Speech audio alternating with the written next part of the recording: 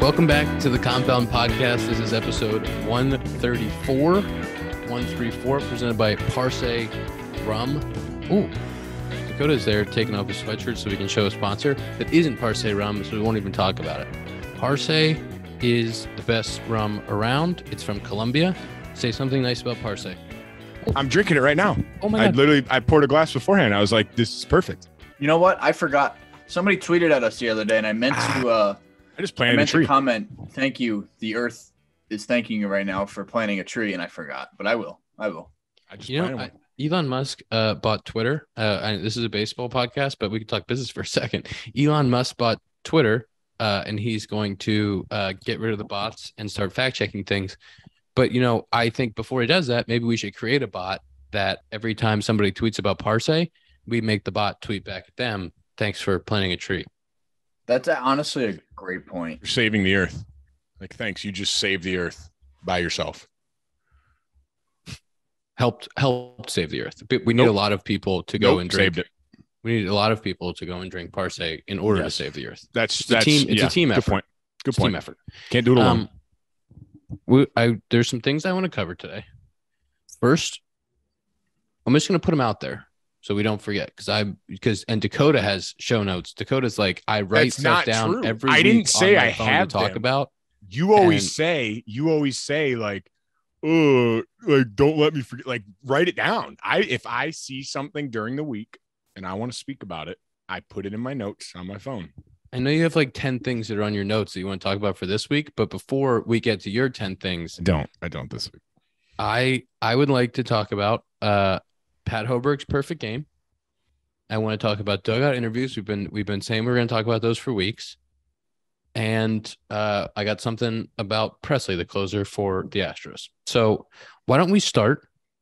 Because we've been waiting to talk about these dugout interviews. Zach, I know you have a strong opinion on dugout interviews. Do you want to start? I do. I've had an issue, like when they'll go in-game manager interviews, like, oh, why did you do this, that, and the other? And it's like, yeah, I understand you're trying to get, but like, are these quotes, right? So like, you're a manager. A, you're not saying anything that's revealing. B, you don't want to do it. You want to be in the dugout talking about anything. Like, I understand everybody has a job to do. Like, I'm not shitting on Ken Rosenthal or Tom Verducci. I understand. But at some point, like, somebody hits a home run and you're going to go right to them. Like, hey, what'd you see there? And it's like, why can't we talk about this either after the game or tomorrow before the game? Like, there's slots for the media every day, every single day. And I understand it's the World Series. Everybody's watching. You want to get as much press and content as you can. I totally understand. But, like, let the guys play. Let them breathe. Let them, like, this is such an incredible moment. Like, let them embrace it with the boys that they're going to war with, you know? Like, imagine, like, doing all your high fives and Ken's tapping you on the shoulder like, hey, Ian, can I get you for a sec? Like, no, man, I'll talk to you after. I think my bigger one is the managers. Like, you don't think they're like, you think they're doing nothing between innings. Like, they're just hanging out like, let's see what happens. Yeah, let me get a drink. Hopefully, You want to get a we keep drink? winning. Like, what are we doing, man? I just don't understand. Like, I've never seen one of those where I'm like, wow, thank God they actually talked to them. I'm happy they said that. Like, that's sick. It's like, yeah, you know, he couldn't get the ball over the strike zone. Yeah, we're having good at bats. Nothing's falling. Thanks, Tom. Like, this is new. They've been interviewing managers for a while. This in dugout player interview thing is new for this postseason. When I first saw it, I was confused. The logistics of it to me are hilarious. Like you said, you high five your guys, you're pumped up, and then one of the guys grabs you to do an interview literally in your dugout. And like the ones in San Diego was when I first saw it, and I was like, the dugout in San Diego is so small. There's no room in that dugout. The fact that a reporter is dead in the middle of that dugout, like everybody else has to clear out for that to transpire when the postseason dugouts are already crowded because there's extra bodies in there from guys that didn't make the roster but have been with the team all year. And the logistics of it were crazy. But I genuinely want to know, and the listeners can tell us, when you're watching a game as a fan, is that what you want to see? Like, are you walking away from when Kyle Schwarber gets interviewed after hitting a homer like sick? Like that was Tom. Tell me, what do you got? I mean, yeah, I don't think anyone, especially, I think the player interviews weirdly I'm more interested in because at least they might say something interesting. The manager interviews, I mean, Greg Popovich has made a mockery out of this in the NBA for years when they do them coming out of commercials that he just, would like basically not answer anything. I think the problem is we want, as fans, we want some extra elements of the game, right? Especially for a game like this. I think the element to me that would make sense, and I'll give a quick shout out to John Boy Media. We've been doing Blitzball Battle 2, just premiered today. One of the biggest elements we added was player mics, right? And super cool. I've always, like, the thing you always want to hear is the players mic'd up. The problem with the players mic'd up is that the leagues will never let anything that's interesting go into them. So the players mic'd up ends always just being, let's go, guys. Here we go. Hey, way to be, it's all just boring stuff. And then hey, are you telling me? Hey, Ian's been mic'd up before. Yeah, but Ian. For example, you had the Darnold one. I mean, Jack, you remember this, Zach, as a Jets fan. You had the Darnold one a couple years ago where seeing ghosts. But that was something interesting, right? That was it shouldn't have been let out. Should not have been let out. But so then the problem is, anytime anything interesting said, they don't. Then we go back to just everyone clapping and saying, "Let's go." So I think the answer to what your question is that it would be nice to hear the players mic'd up and to have them actually be able to say interesting things instead of just doing manager interviews that don't make any sense and are not. There is so many things that players say throughout games that you couldn't let people hear them. Like there's stuff like it just can't happen. Right. But would be so funny. Oh, it'd be absolutely hilarious. But Ian, guys say stuff and we're not going to go into details, but like you can't say it. And like, I know that, but I'm saying you could find I know what you're saying. Like game, you could find 2 minutes of usable stuff that's not just the let's go team rah. That's also interesting. But that's what, okay. So instead of that, why not mic up? Like, I understand, like, Ian, you understand as a hitter too, like you're in the cage. That's a time to get vulnerable. Like you don't want any eyes on you, but like, that's where the best conversations happen. Right. Like, I've said repeatedly, and this is an idea that I've given to Marquis and our guys, is mic'd up BP on the field. Right. And like I did the two-way mic for a batting practice, and I did it in the out. I didn't hit that day, but I did it in the outfield when I was doing my work. That should be all the time. Like that's the best time to get content, to get some of that vulnerable stuff, to hear players interact with each other in a positive way. Tom, when you guys do Blitzball, we're going to send you an invoice. Tell me if you want it to be to you or to John Boy Media for the promo here. But for Blitzball, do you guys like get content that's like, fuck you, fuck this, fuck that, and bleep it out or not bleep it out, but it's like something that couldn't be on a national broadcast but is okay for YouTube? Correct. Yeah, I mean there's definitely some element. Like I was just watching today, we have Drew Davis, who's plays a Major League Wiffle Ball and is one of the best wiffle ballers in the country, who comes and plays in Blitzball. And it's funny because a lot of our guys are entertainers first. Takes it really seriously, and so he was quiet for the first inning. I was like, man, Drew doesn't talk. Second inning comes around, right? He gets a couple strikeouts. Then his mouth starts to get going a little bit. And that's the stuff that's like, yeah, you're right. That's the stuff where, as an advantage we have as an online media company, where we can have Drew Davis say, to Jimmy, like, fuck you, strike, whatever he's going to say. Whereas obviously you can't have that in a broadcast. But I do think, again, going back to it, I do think you could find 2 minutes of interesting stuff in a 3-hour broadcast. Zach? Ian, to your point, like, that's a really good point. In batting practice, especially as an infielder, like you do so many drills like before the day even kind of starts as a team, where like if you had a camera on, you were mic'd up and you were just explaining what you're doing, why you're doing it. And like for me, like especially in BP, I want every single ball to hit me in like the smallest square inch of my glove every time. And if I'm not, like, I'm gonna be a little mad. Like I can control basically everything right now. And like I think seeing people, especially guys like Machado, Bregman, who are so good with their glove, and like watching what they do pregame, or like what they're talking about with their coaches, what makes them tick, like outside of hitting, because you hear all the kind of stuff in hitting. But like that's such a good point. I never really thought about miking somebody up for BP other than like the funny laughs, like dicking around, whatever. But and again, I just think there's way more of a benefit from those kind of conversations opposed to, hey, what were you thinking there at the plate? What pitch did you get? Yeah. Opposed to, and like somebody faking it like, oh yeah, like I was thinking this, that, and the other, and then I was lucky and he got a good swing, or put a good swing on it. You're not going to talk shit about the guy. You're not going to say, yeah, his fastball's playing like ass right now, and we're all hunting that. Yeah, I was sitting on a sloppy, shitty slider that I hit 800 feet. Right. You do those interviews when you have a good game, and they're even post game. It's like, what did you see there? It's like, yeah. What do you mean? What do you? The ball took a fucking beach ball. I hit a pitch. Yeah, right. Put a good swing on a good pitch. It was great, and like that's all you get. But and it's hard to solve that problem. But when I did I don't know how Marquee aired it. I think they probably just aired it as a pregame thing on Marquee for like 30 minutes before the game, and it was a 10-minute piece of that. I wish, and you're reminding me that I need to talk to them and get that clip, because I went through my entire outfield prep of what I do every day, which is and I explained it I had Boog and JD, our play-by-play guys, on with me, but I explained to them what I was doing as Willie Harris hit me my ground ball. So I, went to my left, did the spin move, good one hops to second, and then I went to the other side and did it, and a couple deep ones.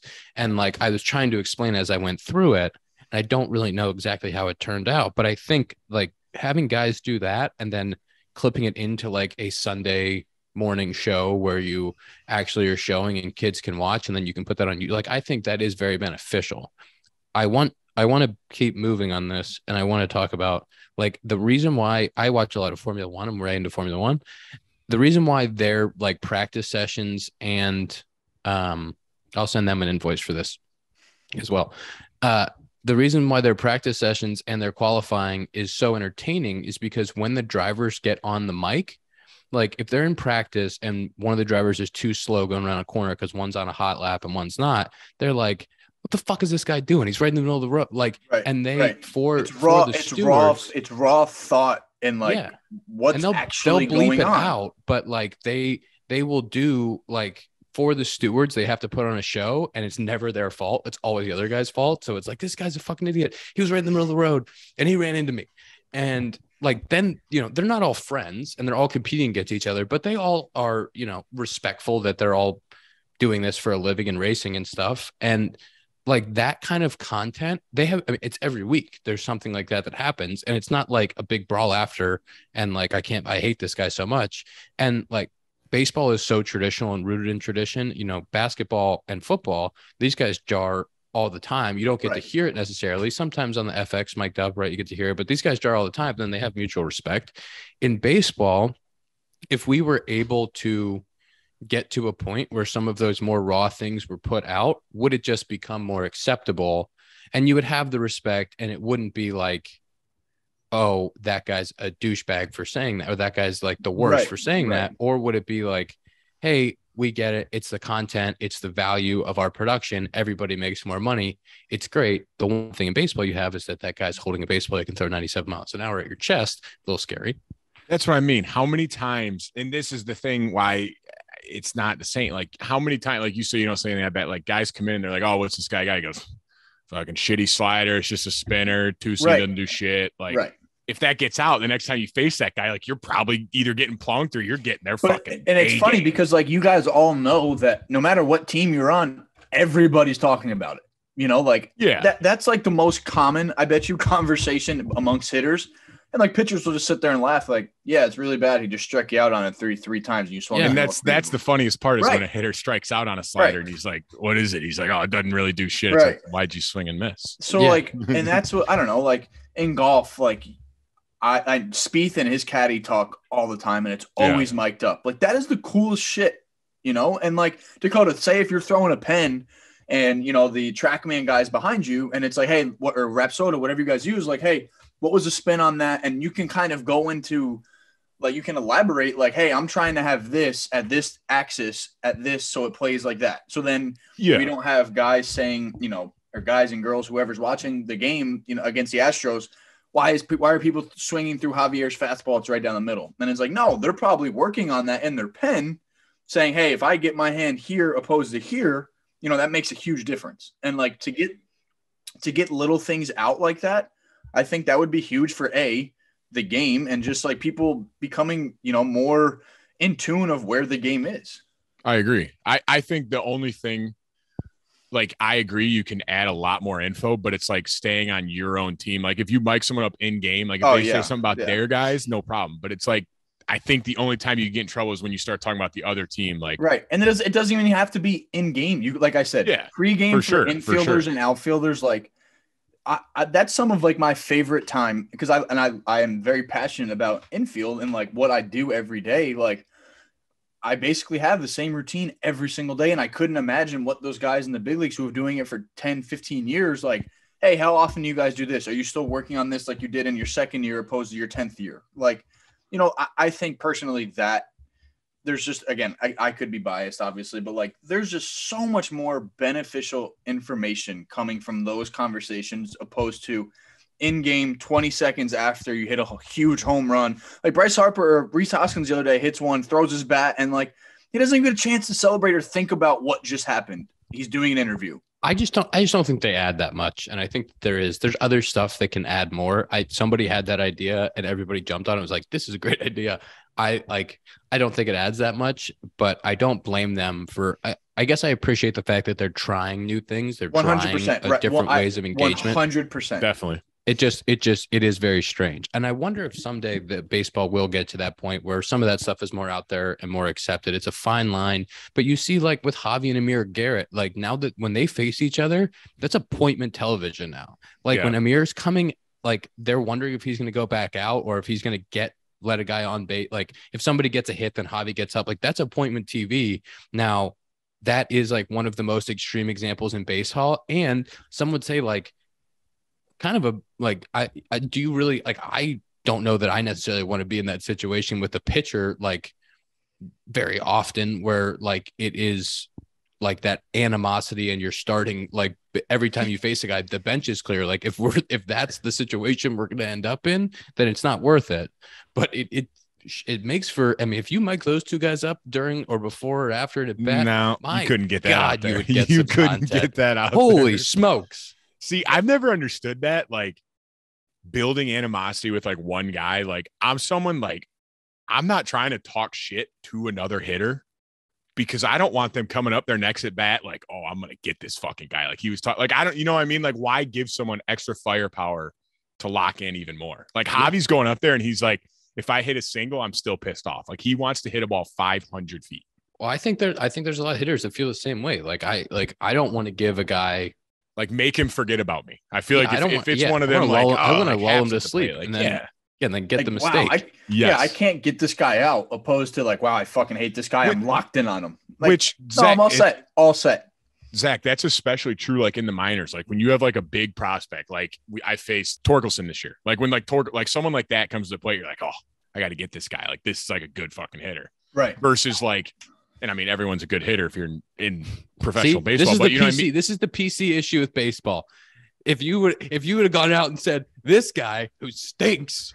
Well, I was going to say like an 8-9 hole, who's usually not your best hitters. That's why they're in the 8-9 hole. Like you're not as like amped up to be like, oh, I got to get this guy. It's like, all right, like let's just worry about the top and like the meat of the order. Before we move on, I'll give you a personal example. And this is I didn't think I would ever tell this story publicly, but I'll say it. Let's go. We're playing in New York this year against the Mets. Mm-hmm. I come up maybe first and third with Ottavino's on the bump. Ugh. And he throws me first pitch slider. I saw it pretty well. It started way out there and I saw it pretty well. And it was just a little bit slower than I expected. And I took a good pass, but I popped it straight up on the infield. And there was less than 2 outs. So it was infield fly. Or maybe there was third and there was nobody. But regardless, as soon as I hit it and popped it up, I yelled, fuck. And like, I don't do that to like at the pitcher. I'm frustrated that I didn't get the run in, right? Yeah. As soon as I yell, fuck, he's running in to back up home plate just because, and he's kind of running pretty close to me and he yells, fuck as like and he was like smiling, but it was like as a, like, oh, fuck you. You're going to yell fuck when you pop up. Like But you're I'll yell, yelling. "Fuck." I would never take that as their like the guy's pissed he popped up. Like it's not even like, oh, I should have hit that at home. Like I should have hit a home run. It's like, oh fuck. Yeah, but that's like one of those moments where you're like, all right, man, I get it. But that's like the same thing. Like I've walked guys where I'm like, why did I just walk this guy? And I let out like a fuck like in my glove because I'm like, that guy stunk. Like why did I just walk him? Yeah, and you imagine the hitter goes, fuck. Euclid had a really good story when he was facing Verlander years ago, and he hit a foul home run, and Verlander yelled "fuck," and then Euclid hit a double in the gap on like the next pitch or 2 pitches later, same at bat, and as soon as he hit it, he was like "fuck," and it's like that. You have those little things throughout, but like that story, like with Ottavino, or like that story with you, like those would never get told, and those aren't out there. But if like dudes are mic'd up and you see it, like. That's just there's little things that happen throughout the game like that the fans don't really get to experience or appreciate. Yeah, but hey, what were you thinking on that home run, Ian? That's what we all want to hear. Yeah. Good pitch, good swing. Thanks. I think the thing that I would say though is like you guys have focused a lot on the adversary nature of baseball, and like I think fans want to hear like if you mic'd up Kevin Long, like for example, let's just say, and you had him talking. I mean, granted, the hard part about that, especially in live time, is you don't want to. They don't want to give away strategy. But if there was a way you could guarantee that you could show Kevin Long talking to Rhys Hoskins about his last at bat in an interesting, engaging way, I think that's so much better than getting 30 seconds with either manager where they're not going to say anything, you know? And I think that's the ways where you talked about F1. That's a sport that sold itself, right? It sold the story of that sport so well that it got an American audience. And you talked about football as well. NFL Films is unparalleled at this. Every week they put out incredible mic'd up segments. Yeah. Those sports know how to tell their stories well. And I can't say baseball doesn't, but I think baseball needs to think about ways it can get to those levels to match that, because that's ultimately how you're going to keep fans and get new fans. I think if you had a mic'd up of me and Nico looking at video of our last at bat and like talking to each other about it, and you know, some of that is like if you're sitting on a pitch or not, you don't really want to give that away because you're going to face that guy again. But just like, oh man, that just ran a little bit more than I thought, got a little in on me, and like those things as you're like going through it, I think those would be really interesting conversations.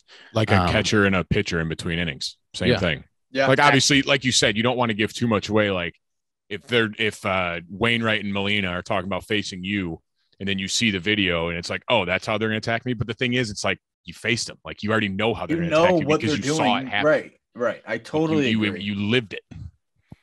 Yeah. If you say maybe something not like, hey, when he goes like this on changeup, his glove gets a little bit wider. Yeah, let's not air that because we want to put that one in the back pocket. But if it's like, hey, like he struggles with back foot sliders, like get him though too, and like let's get one back to like I think that'd be awesome to hear because that's like that's cool stuff to see. Right, I know the same shit. Yeah, 100%. Teams, you know, PR guys, like everybody errs on the side of caution because the last thing you want is something strategy and something like that to get out, and then everybody's angry. So, well, that's the thing. Like I was just gonna say, last thing is like going back to the Darnold clip. You make one mistake with those, and then everyone just goes so far the other way that they never want it to be interesting ever again. And I think we can find a way to make it interesting where it's not adversarial and it's not game plan stuff, but it's giving the fans what they want, which is exactly what you said. Like, oh, that 2-seamer, I was loaded up for it and I just missed it or whatever. But like, it doesn't have to be anything crazy, but that to me would add a lot to the game. And I think that could happen very easily. Again, I'm a little biased, but like, I think, you know, people were all saying about Donaldson missing Javier's heater again. Like if he came back and was mic'd up and saying like to somebody, yo, I cannot get above this guy's heater. It looks like it's rising to me. I think fans would be like, huh, what does he mean that it's rising? What does he mean that it's opposed to just like, oh my God, it's 92 right down the middle. Like this guy punched out 200 guys in 140 innings. Like he does it. He misses bats. Then it baits him into throwing him heaters the next at bat. That's what I'm saying. And then the hitters come out on top. Before we move on, the next thing I want to talk about is kind of related pitcher game planning stuff. I want to talk about athletic greens. Listen, guys. I know you guys like athletic greens. I know you guys have been on the athletic greens train for a while. I've let you guys talk a lot about athletic greens because I'm going to be honest. Your boy hadn't really had the athletic greens experience much. Okay. Come on. Maybe Tom's going to be mad at me. Maybe I shouldn't have said that. I had athletic greens today. It's your first time. I got them sent my to me God. from the old Cubbies. I had Athletic Greens. I'm a little nervous about green stuff, green things, green juices. I'm not a big green juice guy. But let me tell you, I liked them. I liked the way they tasted. And Yeah, me and Zach haven't been lying this whole time, and we've liked him the whole time. Every I got time. all Dakota 70 was saying this in like April or whenever we got them. Like, Yeah. yo, this is really good. I said I these got all actually taste 75 really high good. quality vitamins, minerals, whole food source superfoods, and probiotics. That's what I got today. All of them.